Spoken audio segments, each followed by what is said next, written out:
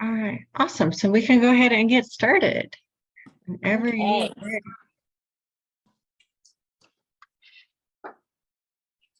All right. Are we good? Yes. Awesome. Wonderful. Well, thank you for joining us tonight, Lori. We have a special guest speaker tonight for those of you that are joining us inside of our Facebook group. I know we have some that are joining here live on Zoom with us as well. But our guest tonight is Lori, and Hi. Lori is a vegan chef. I'm super excited to have you join us.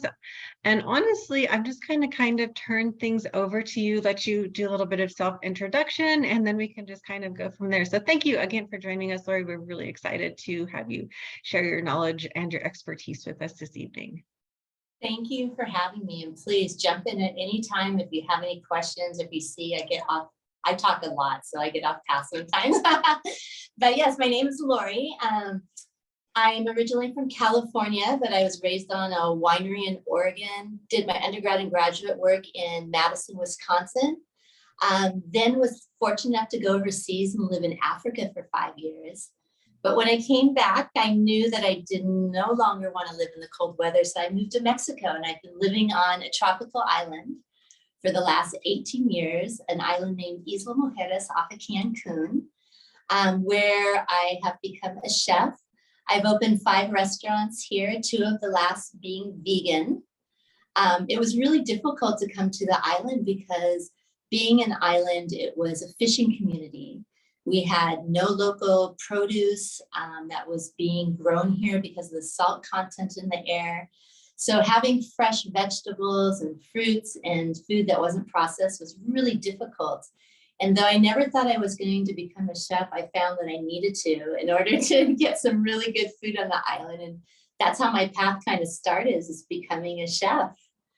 I have, as I said, opened 5 restaurants, but my daughter became vegan 12 years ago. And that's when I decided to open up my first vegan restaurant.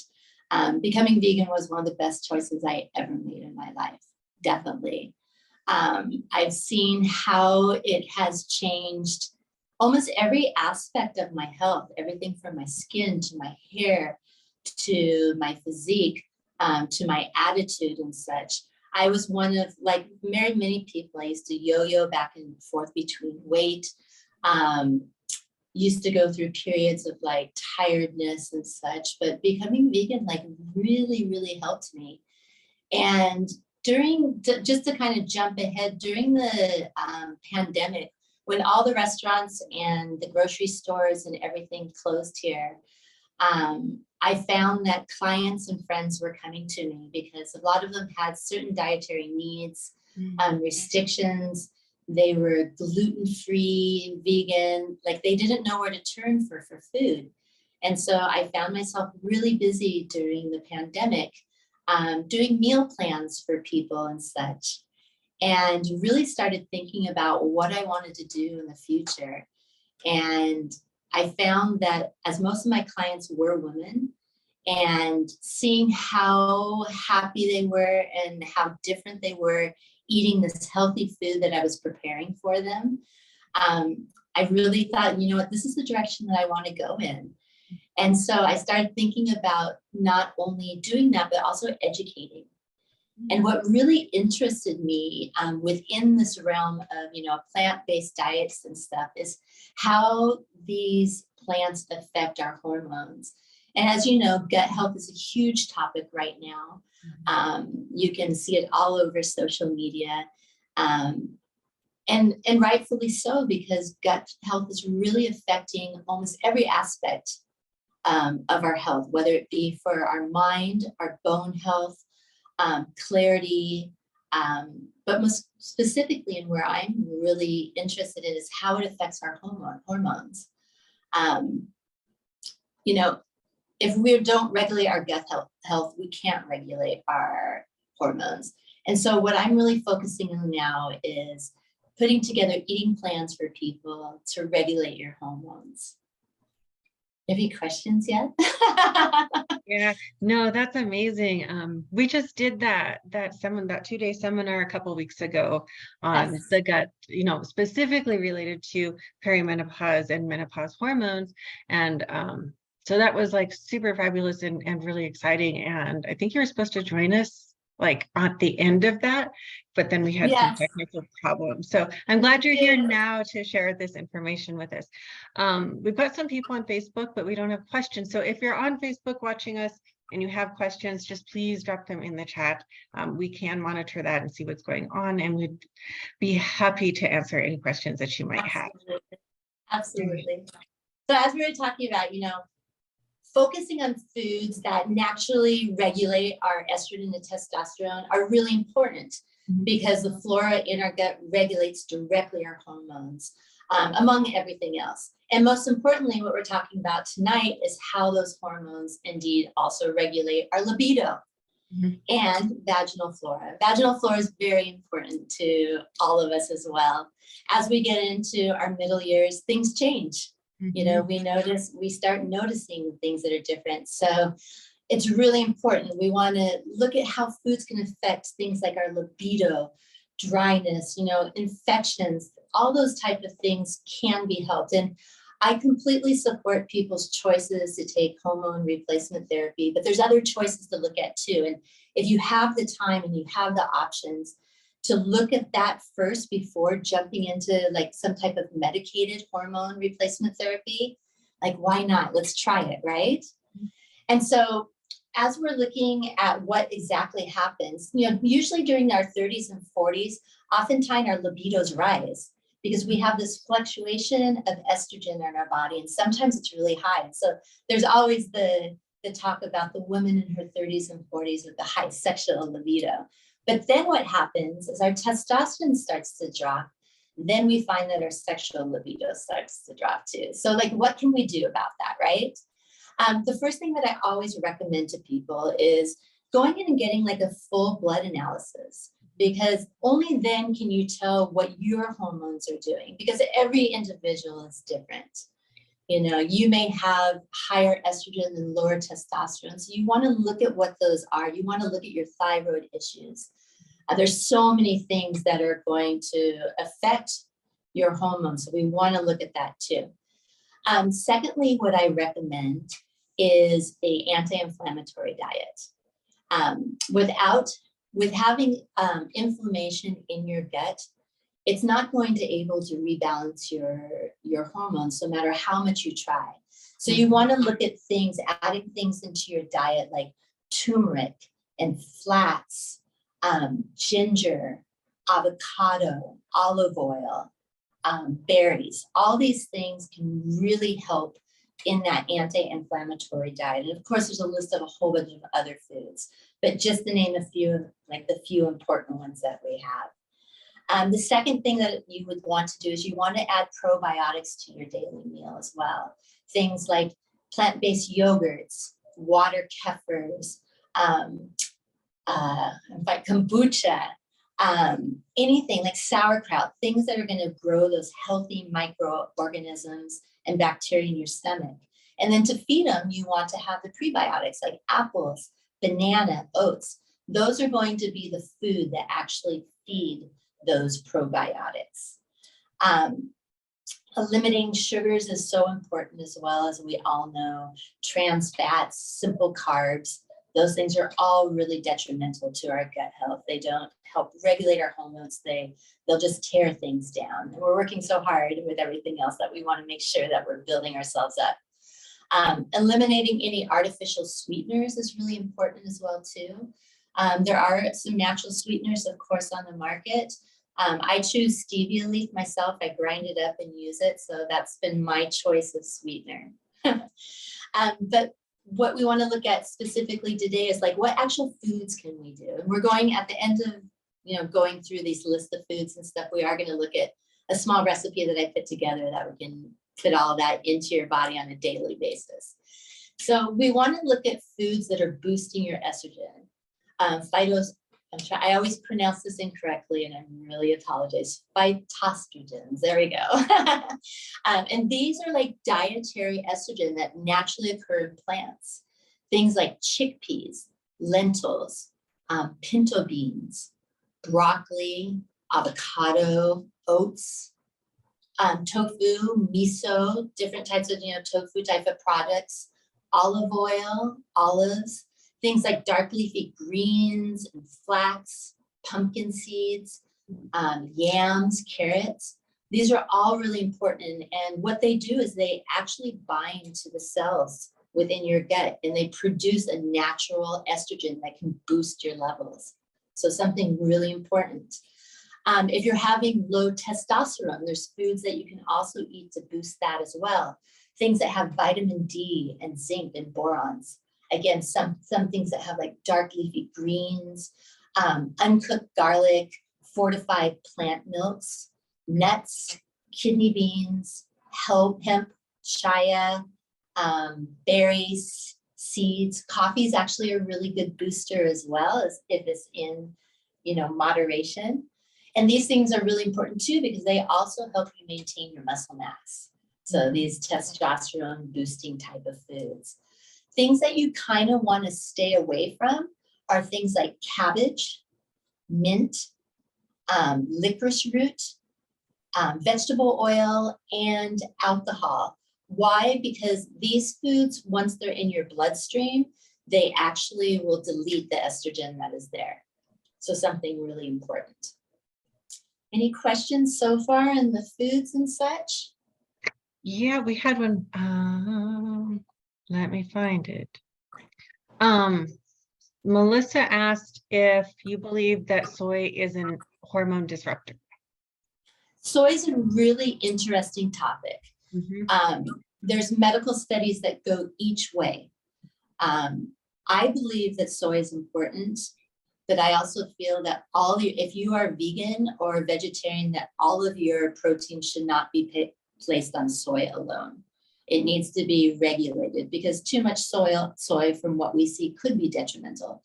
But it's very difficult. If you look at studies throughout the world, oftentimes they say yes, other times they say no. So I think, like other things, regulating the soy in your diet is really important.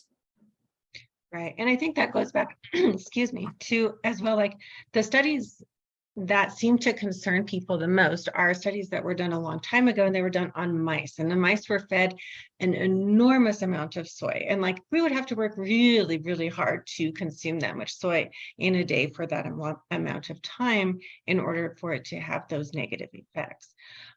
But I feel that you're right, that we shouldn't depend on soy to be our only source of protein, not when there is so many other options available. Right. Yeah. So many other options to have. So I think having a moderate amount in your diet is a good thing to have. Any other questions? There is. Ooh, this is a long one. Give me a second here. Okay. Premenopausal women have much higher circulating levels of estradiol, which is the major form of estrogen in the human body, than postmenopausal women, which is true.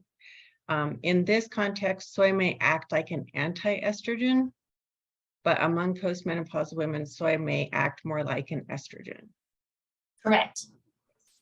That is correct. So that was I was just reading that a few days ago. That's a good comment. Thank you. Yes. Yeah. So that was like in reply to the soy question, but it was not a question. Yeah, no, we have some people that are saying hi, they're very happy to be here, but we don't have any other further questions right now. Okay. So what I'd like to do is I'd like to go through what I've chosen to make for everyone today is a Middle Eastern condiment called dukkha. Dukkha is really amazing because not only can you interchange ingredients, but almost every single ingredient that I have here on the table that we'll go through is either a testosterone booster, an estrogen booster. Some of them help with hypothyroidism. Some of them help with also like polycystic ovary problems, anti-inflammation, aging, and a hormone balancer. And so it's something that you can make and you can put on salads, you can put on soups, you can add olive oil to it and use as a dipper. I have this almost every day in my life. Like I've gotten so addicted to it. I've made like 3 or 4 different variations and make them for all of my friends for Christmas presents as well. And it's so easy. And, we're all really busy, and something that we can do that only takes 5 or 10 minutes a week to prep and have on hand that we know we can get like that instant protein, vitamins and nutrients and everything that we need by putting on different foods is something we all need in our life, right? So I'm going to go through the ingredients here and we can talk a little bit about them. Pistachios. Why I chose pistachios. Pistachios are actually one of the lowest calorie nuts.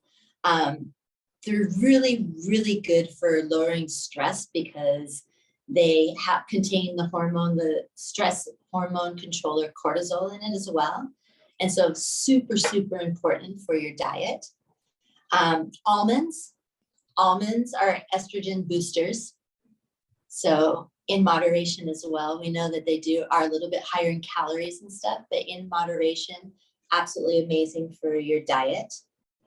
Sesame seeds. Sesame seeds are also estrogen booster, but a progesterone booster too. So during perimenopausal time, really, really important if you want to keep your progesterone up while you're going through that in-between stage and such. We have also red peppers. I love using red pepper instead of black pepper. It has just a little bit of different taste. It's much softer, breaks up easier. And when I grind it, it's just the texture and everything better. And what it does, it increases testosterone, which is nice. I have turmeric. What do I have in my little magic bowls here? Turmeric. Turmeric is an anti-inflammatory. It helps with anti-aging type of issues. And also it's a hormone balancer. So turmeric is a really good thing to add into your diet every day. Also using it in the mornings to do like a golden type of milk. I mean, who doesn't love that in the morning? And dip a little honey or whatever you'd like to put in there, or stevia as your sweetener in there is really good. I decided today to add a little bit of oregano. Oregano is kind of, it falls into it. It can have like a boosting effect on your hormones, but for me, it's just more of a flavor. That can be changed out with cilantro. It could be changed out with whatever type of herbs you want to make and mix with your different nuts and such. I used fennel seeds today as well. I'd love to use anise seeds, but we did not have any here on the island. I'd love to have that little bit of the licorice taste to it. Chia seeds and hemp seeds for protein, a little bit of natural sea salts. But my star of the recipes today is maca. And why maca? Maca is an unbelievable nutrient that we can use in perimenopause and menopausal stages. Why? Because it is shown and proved to help alleviate symptoms of menopause. It's a hormone balancer. It is an energy maker. It can help control thyroid function. It's been linked to bone health. It's an aphrodisiac, is said. And most importantly, it's a significant estrogen booster.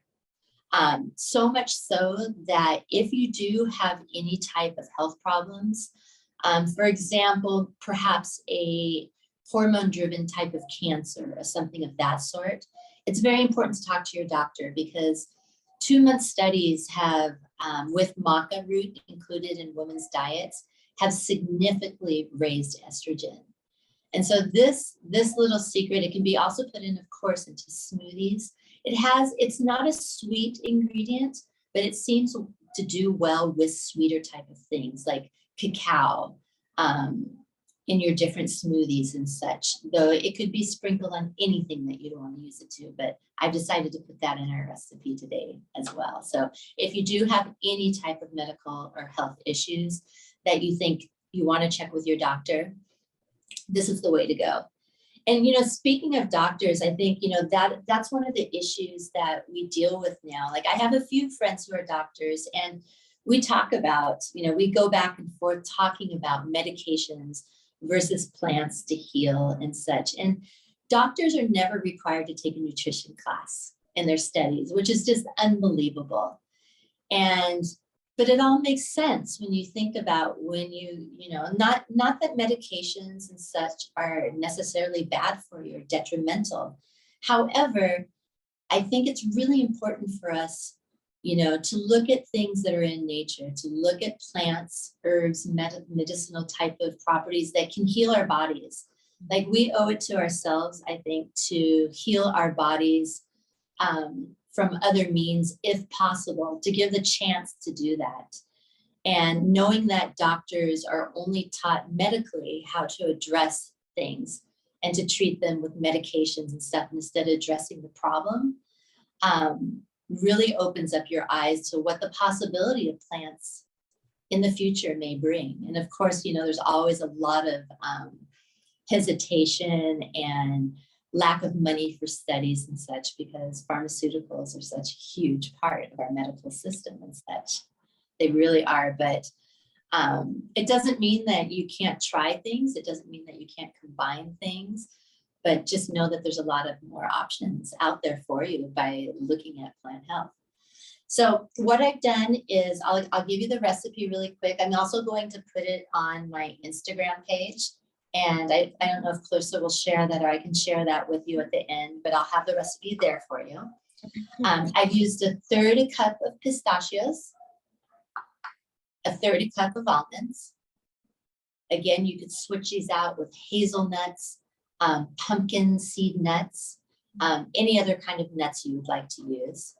I use 1/3 cup of sesame seeds, a tablespoon of red pepper, a teaspoon of oregano. Again, feel free to switch this out with cilantro, any type of herb that you prefer. I used 1 teaspoon of turmeric. I used 1.5 tablespoons of maca, tablespoon of chia, a tablespoon of hemp seed, 1 teaspoon of fennel seeds, and 1/2 teaspoon of sea salt. So maybe I said that slow enough that everybody could catch it, but if not, again, I'll write it down. Yeah. And I just put everything into a small, you could use a coffee grinder, any type of food processor. If you don't have access to that, you can also use any type of grinders. I have a whole bunch of, being in Mexico, we have access to a lot of them, but mortar and pestles are great. Like if you enjoy the process and like to do things with your hands, these things can also be ground by hand as well. And when you come out, you have this beautiful, see it further. And you can do it at the consistency. Can everyone see that here? How fine you'd like it to be. Closer. It looks great. Yeah, and it's, I mean, the taste is unbelievable. Again, your ingredients can change if you kind of just keep to the proportions that I give you. Put it on things. You can even do like a savory yogurt type of dish, salad, soup, sandwiches, anything that you'd like to have with it. I think that's what I have for you today. Is there any other questions that I can answer for anyone, or? No, there was some talking, some more studies on soy and estrogen, and Chase made a really good point that the foods, they can impact our hormones, but they're not going to impact anyone's hormones enough to the extent that we're going to go grow breasts. And that's so true, because if they did, every woman with small breasts would be eating all this stuff all the time, because and we would eat more. Yeah, everyone. It doesn't work. Yeah, no, that's no. I wanted to ask on the maca. I know there's a couple different colors of maca. Does it matter which color you use? So on the macas, what I'm sticking to is go with an organic maca. Some of the non-organic are going to be what determines the quality of the maca. Oh, yeah. And so finding a good organic source, I think that any maca that just like different sweet potatoes. So as you know, maca comes from, one of the main places it comes from is Peru.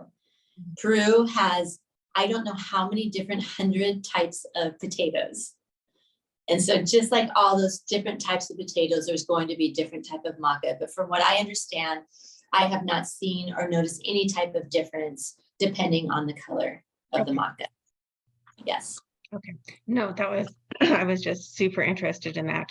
I think I'd read something a long time ago saying that red maca was for something and yellow maca was for something else. But I really think that's another way to make us like work really hard to do, you know, a very minimum result. Yeah. Right. I've always used this beige colored maca. And perhaps because it hasn't been widely available in the areas that I've been and such. Yeah.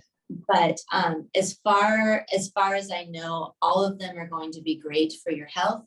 And I would have to look more into like the red maca to see if that does have any other different attributes that we should be looking at. Right. Yeah, for sure. Somebody did ask if it needs the mixture that you just made, the dukkha, does that need to be refrigerated?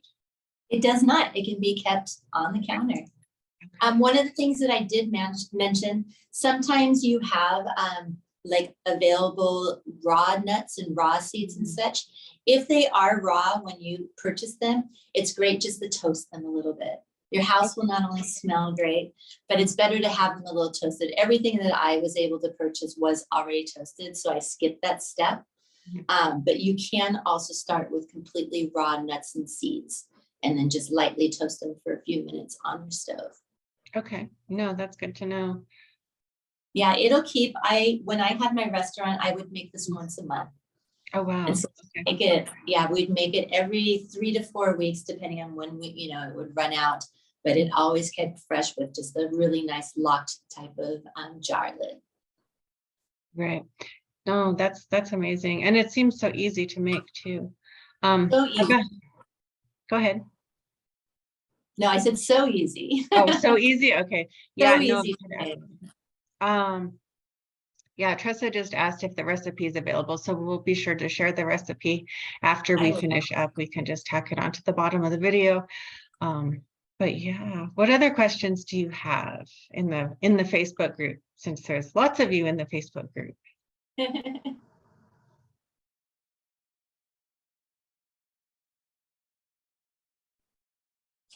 So when you are using your dukkha mixture, how much of that do you use like per day? I usually use about 4 teaspoons on my food. Okay.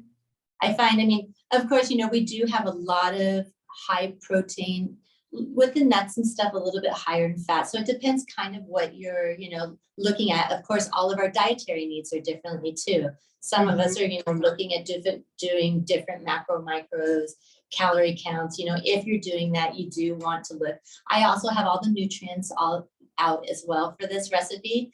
So I'll include those. So anybody who is watching those type of calories and stuff can have it on there. Okay. To follow Yeah. the dietary plan. Yeah, that's awesome. Because that can be super helpful. I know people get kind of bogged down in entering all of the ingredients for every recipe sometimes. Yes. Yeah, I made sure I did that for you all today because I knew that would be one of the questions. Okay, great. Thank you. Is it possible, do you think, that someone could eat too much of it? Like I mean, you can always eat too much of everything, right? Right. Yeah. No, but absolutely. I mean, nothing that we have here is going, the maca is the one thing. Yes, the maca is the one thing, but that's why I only have 1.5 teaspoons in my recipe. Okay. I need to look, I believe you don't want to do more than 30 grams a day of maca. Okay. All right. So technically, if the maca wasn't there, you'd probably just end up with a stomach ache from eating a full cup of nuts. Exactly. Or not. Right. Awesome. All right. Any other questions in the Facebook group? Okay. Yeah. No, they said that sounds like a super safe thing to have on hand. So wonderful. Absolutely. Yes. Yeah. I think it sounds interesting. I'll have to make some up. I hope you do. And I can switch out different ones, make a few different, you know, you could have one that was more like Mediterranean based. You could do like a North African style. You could do a Mexican as well. You could put a little like red hot chili pepper in there. So like depending on what, that's what I do is like I just switch them out, and depending on what my different meals or moods are, I can just stack all those healthy ingredients on top of things. Yeah, no, that's amazing. It's such a great idea. And it makes it super versatile that way too. Absolutely. All right. Okay, we're having a lot of likes. I think they're good on Facebook. So we can go ahead and release you for the evening. Thank you for sharing. No, I really appreciate thank you. I'd love to come back and do a recipe each month for you. That would be really, really wonderful. That would be amazing. Yeah. We can do a different recipe each time. Okay. Yeah, let's definitely talk about that. That sounds like it would be super wonderful. Perfect. Okay. Have a wonderful evening, everyone. Thank you for having me. Absolutely. You have a great rest of your night. Thanks for joining us, Lori.